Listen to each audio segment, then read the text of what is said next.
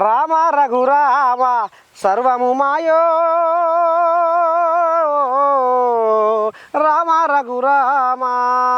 ఇక మొత్తానికైతే నీ దండం పెడితే ఇక రామ మందిరం పేరు మీద ఏదో రామ సక్కని ఉపాయం వేసేస్తుర్రు ఈ బీజేపీ వాళ్ళు అని కాంగ్రెస్ వాళ్ళు ఓ కంట కనిపెట్టిర్రు, పసి కట్టిర్రు, ఏదేదో అనుకొస్తుర్రు. మరి అసలు ముచ్చట ఏంది ఏం కథ మరి వినాలంటే చూడవలసిందే. ఇక మరి మన గమ్మతి వార్తలు చూద్దాం పని.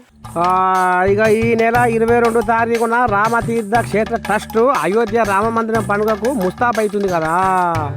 ఇక ఈ పండుగను బీజేపీ వాళ్ళు ఎలక్షన్ల రంగు ఉలిమి ఇదే అదునుగా ఈ నిర్మాణం అంతా మా పుణ్యమే అన్నట్టుగా కమలదళం వాళ్ళు లోపట బదులుకుంటున్నారనుందా. ఇక ఈ ముచ్చట సరిగన్నా ఇండియా కూటమి శివసేన మిగతా విపక్ష పార్టీలన్నీ డైలమాలో పడ్డాయటనుందా. మరి అయోధ్య కార్యక్రమానికి పోవాలా వద్దా అని సోనియా గాంధీ మల్లికార్జున ఖర్గే వెనుక ముందు ఆడుతున్నాడు. కాంగ్రెస్ ఆత్మ హిందువు రామ మందిరానికి కాంగ్రెస్ పెద్ద నేతలు పోవచ్చు, పోతే తప్పేంది అని ఉద్ధవ్ ఠాక్రే కూడా చెప్పుకొచ్చిండట ఓ మీటింగ్లో.